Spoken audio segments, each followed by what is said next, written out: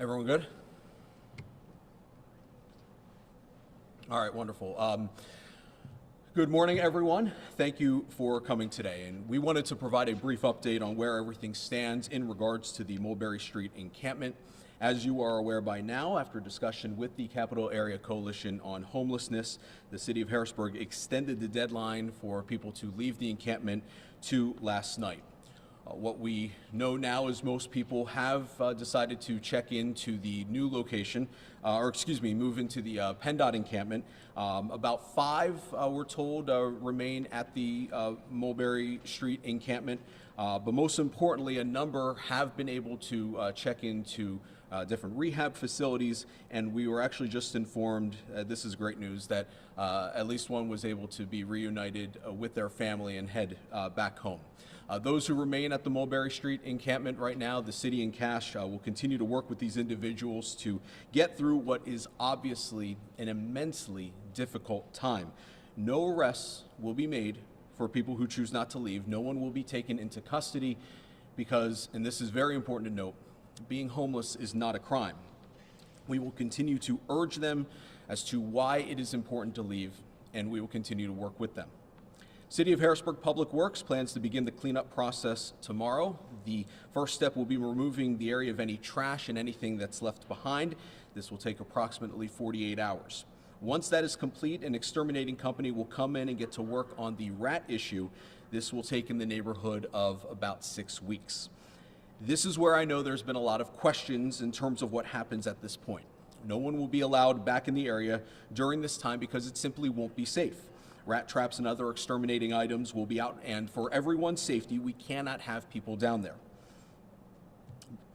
Once we get the all clear from exterminators, there's nothing we can legally do to keep people from coming back because the land does not belong, it's not owned by the City of Harrisburg. We didn't make that clear a week ago.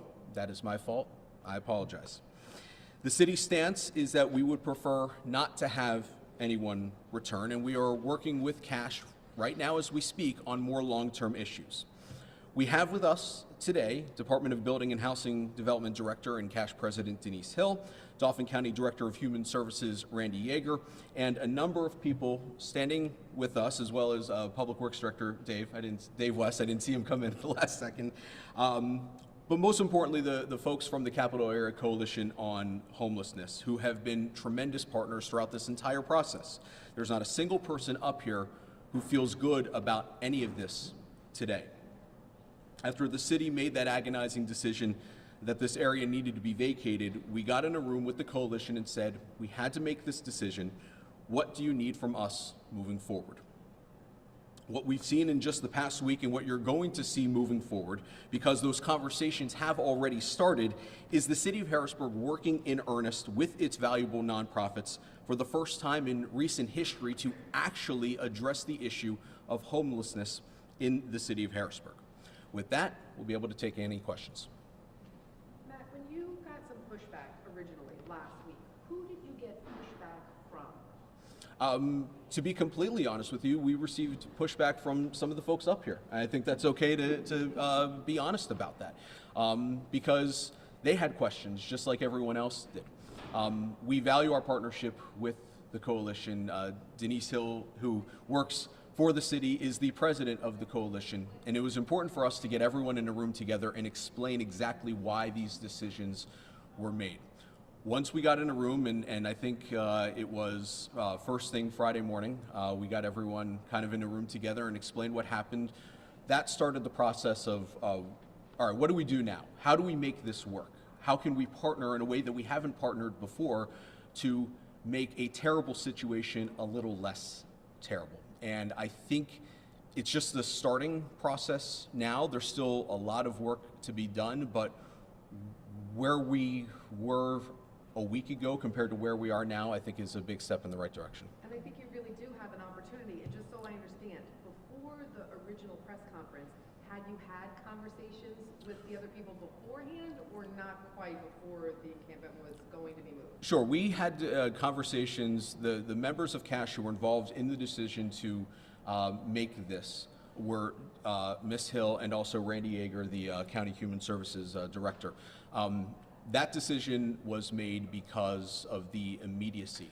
It was an emergency that it had to happen at that moment, and that's where we said, we got them in the room and said, we had to make this decision. What do we do now? How do we make this the best possible case moving forward?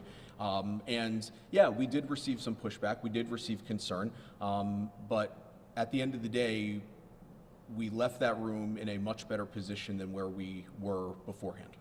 I think this really has been an opportunity. How do you hope that the week that's transpired and the weeks coming forward will put Harrisburg and hopefully the people who are here in a better position? I'm going to let Denise answer that question as someone who's involved in this in terms of, we're not going to be able to get into specifics on what exactly we're going to be doing because this is still very much a work in progress, but she can address that issue as president of CASH.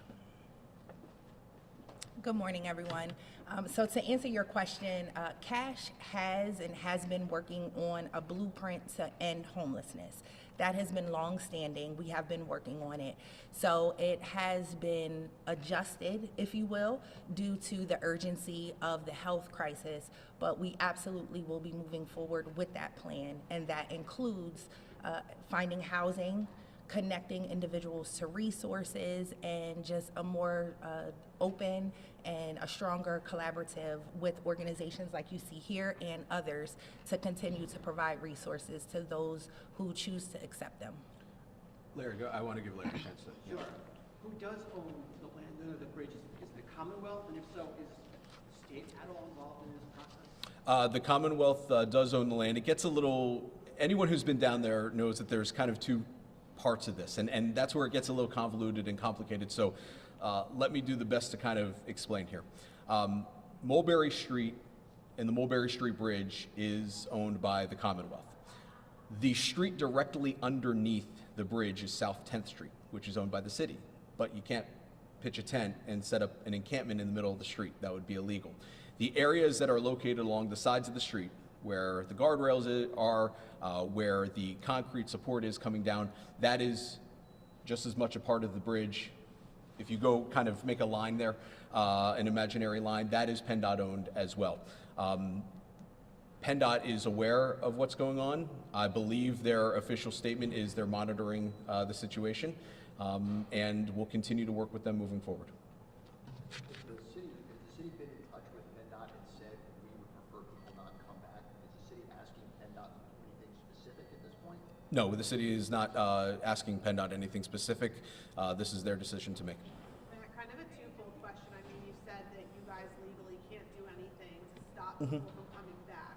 So how can you legally or, make them move? You mentioned there's still several individuals who are under that bridge. I mean, what do you do? So I want to, we will continue to talk with them. We'll continue to work with them. We'll continue to try to convince them. I would like to bring up Isha Mobley, who was down there, I think this morning, and continue to work with individuals to try to convince them to leave and work with them. What was the question again? I literally. Yeah, But there's several individuals who are still under the bridge. Obviously, the city doesn't have the legal authority to make them move. So, I mean, what are your next steps? And you have exterminators coming in. Are they still going to come in as long as there are people living there? they're going to do their job, and we're going to continue to do our jobs. We're all here to keep asking our folks to leave, to keep trying to make connections with them, which we've been doing all week, all weekend. We'll continue to do it today and tomorrow until we can get them out of there. But again, they're adults. They can make their own decisions and choices, and we're just there to help support their decision to exit wherever they want to go. So we are down to that remaining 5, but I think they're going to be in progress moving as well. So I guess the next question is, if they don't move, I mean, do those exterminators still come in? I mean, that's kind of a safety. I know you had mentioned before Sure. the traps that are going to be set up. Yeah, Dave, do you want to handle the public works side of this? Yes, after we, excuse me, after we clean the area as much as possible, then the exterminating team will come in and we will set the traps and do everything that they're going to do for the next couple of weeks to try to get rid of the rodent problem. Whether or not there's people still living there, though. It's a hazard for them to be there because of the situation of the rodents. So are the exterminators going to come in, though, if people are still living there, is the question? Yes. What does the trash cleanup look like? I mean, seems obvious, but, how do you get rid of what is a lot of stuff? Well, we have equipment, heavy equipment. We have clam trucks. We have large loaders, small loaders, triaxle dump trucks, and we're going to go with full force to clean up the entire area with every piece of equipment that we have. Just so I'm clear, maybe it's more a question for Matt. Does the city have the legal authority when Mr. West goes in tomorrow to make people move in order to clean its right of way? Is that the legal concept here? I'm not a lawyer. So that's the question that I'll have to get back to you on what the legality, so to speak. We continue to work with people. The last thing that anyone wants to do is have crews come in while individuals are still there. That's why we continue to implore them and give them urgency that this has to happen. Yeah. Hold on one second. Denise wants to. Can I just add, there's a lot of emphasis on our, legal right and forcing them out.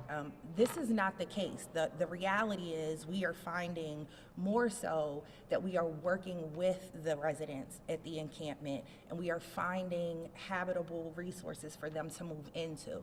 So there's a lot of focus and question on us pushing them out. Will we still exterminate if they're still there? We have gone from close to 70 or 80 folks there down to 5.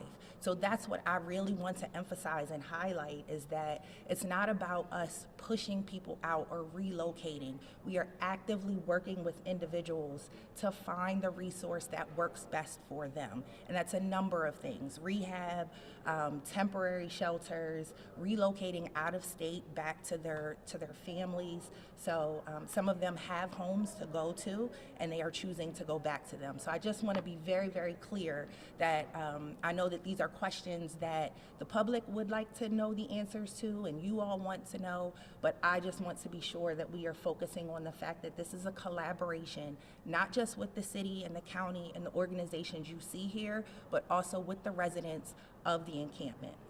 I hear the point that you're making, and I think we get hung up on the legality of it, which I Yes. think is some of the confusion too about whether people could return. So Yes. we're just trying to get to Absolutely. that. But I appreciate you saying that maybe it's not going to be a matter of are they going to be pushed out or not. Of the 5 people who remain, because you guys are having conversations, Yes. how many men, how many women? 3 and 2, I believe. 3 men, 2 women? Yes. And can you just give us an idea? Are they willing to move if given a little bit more time or the resources that you guys are all using to find those avenues? Does each of those 5 people seem willing to move in hours or days if the resources are fit into place? Most of them, yes. So they are aware of what the opportunities are, and we're just continuing conversations with them to negotiate and see what works best for them. What we do know is that the Mulberry Street encampment is not an option once the work begins. So we understand that, and they understand that. So it's not a matter of us coming and laying, bait and traps while anyone is there. We'll just be working up until the minute that they do get there, and that's fine. This is the nature of work that we all do, so it's not uncommon for us. You feel hopeful or discouraged? Right. Absolutely hopeful. Absolutely. What resources are being provided to the people who are still under the bridge to assist them with the move or to get them, somewhere else and not under that bridge? Everything ranges from bus passes to physical relocation. So we are, once a new site has been identified for individuals to go to, so we've identified a site But if someone chooses not to go to that one and they want to go somewhere else, we're physically relocating. Downtown Daily Bread and CCU have also obtained donations, which we are holding until we actually get the person relocated to a new spot. We want to be a help and not a hindrance, so we're not giving donations until they are safely relocated at their new spot. Yes, ma'am. There's a temporary encampment that they put up. How many people who are at Mulberry going to that temporary encampment? From Mulberry Street to PennDOT, it's actually been, I'd say maybe, what would you say, 10, more than that? I think you're referring to the new temporary location. Okay, not PennDOT. No, not PennDOT. Okay, so you're saying to the new site that we have identified. So as of today, there isn't anyone there. We did relocate a number of people there, and then as of this morning, they have chosen to leave the new site. Where was that site? It was further south on down towards Stilton. On that site that the city had identified, can you talk a little bit about the thought process of identifying that site? You know, why it's sort of outdoor site as opposed to maybe something a little more sheltered? Can you talk a little bit about the process of selecting? Yeah, I could take that. Okay. So the hardest thing in finding a spot to have a new relocation site was finding an area that had access to all the important needs. We needed to have access for Public Works to do sanitation pickup. We wanted to have access where people could easily hop on a bus if need be. We wanted to have access for people, individuals who choose to ride their bikes. And we tried working with organizations who were not able to, they wanted to, were not able to for a number of different reasons. So that left us with trying to find a place that the plots of land that the city of Harrisburg owns. And we were able to find a place that checks out all those boxes, and that is what we went with. Is it perfect?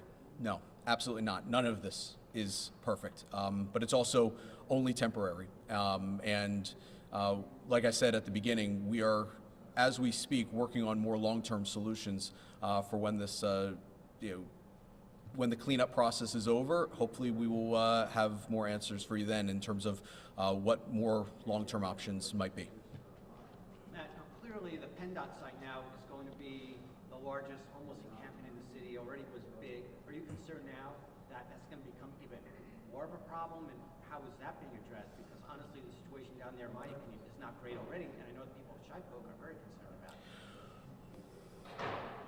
One of the reasons why we're not concerned that the issues that were taking place under the Mulberry Street encampment are going to arise at the PennDOT encampment is because the individuals who were partaking in criminal activity down under the Mulberry Street Bridge, we believe were not actually homeless. They were going down there to get their fix, to sell drugs, to participate in whatever they wanted to participate. Of the 70 or so people that were actually at the Mulberry Street encampment at its peak, I think the county and cash groups estimated about 20 to 30 were actually homeless who wanted the help. So the individuals who are going to PennDOT are people that want to get better, that want the help. A lot of those people we mentioned earlier checked into rehab. One, we were able to reunite with their family back at home. So these are people who actually want to get better, who want to improve their lives, and if that means a few extra people at the PennDOT encampment, that's okay, because we're not concerned that the issues of crime are going to pop up there as they were at Mulberry Street. Why? Well, as I just mentioned, we don't believe that the people there are criminals. Okay. But can't criminals just go there? I mean, I don't understand. One of the reasons why Mulberry Street became such a hotspot is because it is on such a main drag. You have easy access from 81, 83. Cameron Street is maybe the busiest thoroughfare in the city. It's a lot easier to get there as opposed to the PennDOT encampment, which is a lot more sheltered. It's a lot harder to access that area. Have there been any arrests stay in the Mulberry Street encampment because of that criminal activity? We can tell you that we pulled up statistics going back to November 1st. And since November 1st, going into the first week of January, I believe, there were 16 instances of criminal activity. Of those 16, there were 6 assaults, there were 3 drug overdoses, and those are the statistics that we were able to pull for that Mulberry Street location. But no arrests? Well, no, there were plenty of arrests. Yes, And the the police were called for 16 separate instances of criminal activity. This is a sort of broader sort of question, but when you're talking about solutions going forward, one of the big things, talking to anybody is the lack of housing.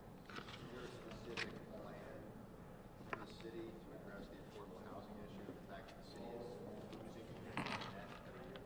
Absolutely. So that falls under my purview as Director of Building and Housing Development. And we are currently working on a number of things. First, the creation, so construction and significant renovation of housing for individuals to move into, specifically affordable housing. Also working with workforce development organizations to be able to have individuals to actually afford housing, because the living wage is not always affordable. And then also looking at legislation on the rent costs, being more collaborative with landlords, so those who own properties, because the reality is there is no cap on what rent is, and that is at a federal level. This is not a situation that is isolated to Harrisburg. We are finding this all over the nation.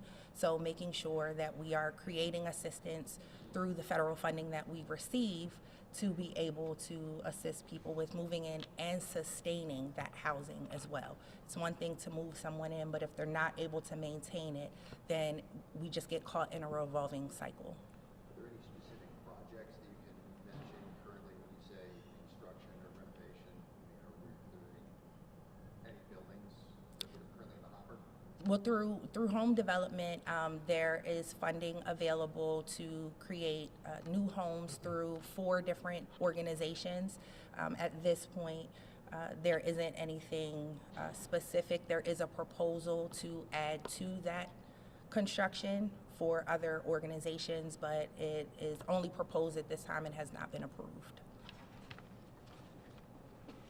Before we wrap up, I want to bring up Corey Lingenfelter from Downtown Daily Bread, because one of the things that we noticed when we got together and kind of realized what was going on was a lot of people who wanted to help were helping in a way that wasn't really helpful in terms of how they were volunteering their time. And one of the areas that we're going to maybe or definitely see a more concerted effort to kind of gather our resources is to be more organized in these volunteer efforts. And Corey can talk to maybe the best ways, if people are out there and want to help address the homeless situation in Harrisburg, want to help provide food or other issues or other items. Corey can speak to what are the best practices. Good morning.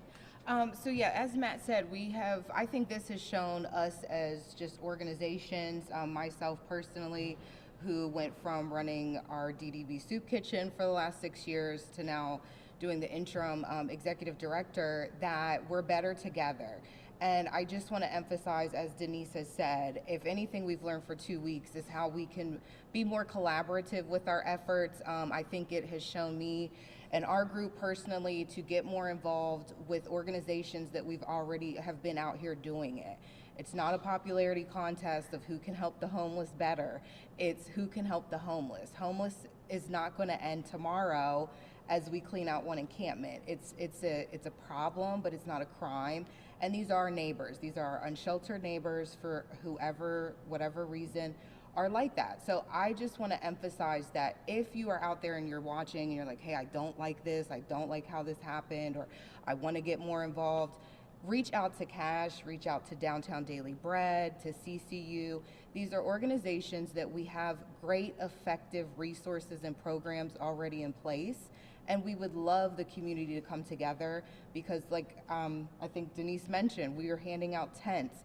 I personally was out there for the last 2 weeks, working through the weekend, handing out tents, tarps, resources, bus passes. We're not saying no to anybody that needs resources, but we have, programs in place specifically for this. And so with anything we've learned this week is we want the community's help.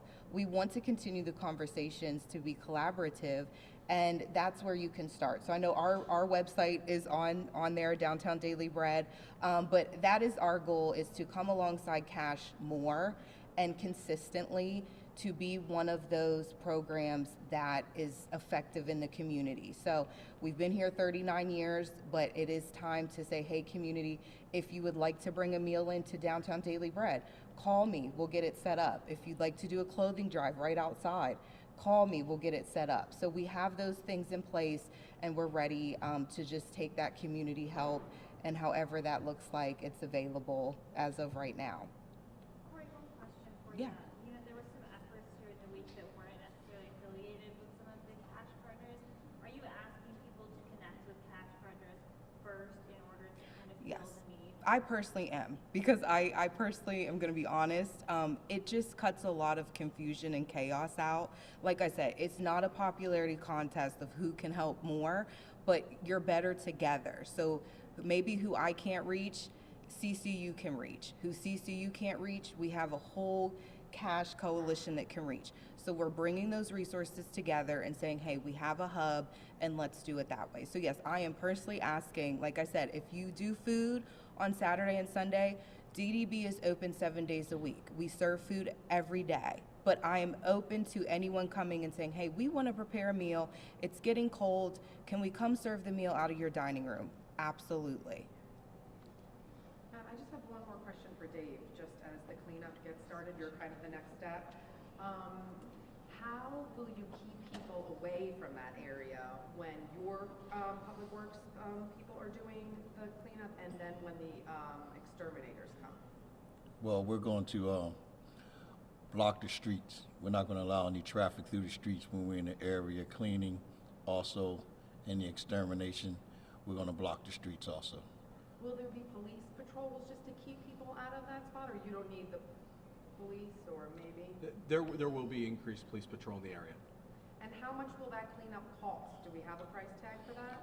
No, we don't have a price tag for it because we don't particularly know how much we're going to receive as far as the cleanup goes, but it's part of our illegal dumping and blight funding that we have in our budget for the city. So the city, it's an itemized portion of the city budget? Yes. Okay.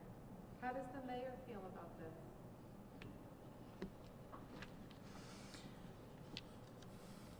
One of the areas that she campaigned on was addressing homelessness in the city.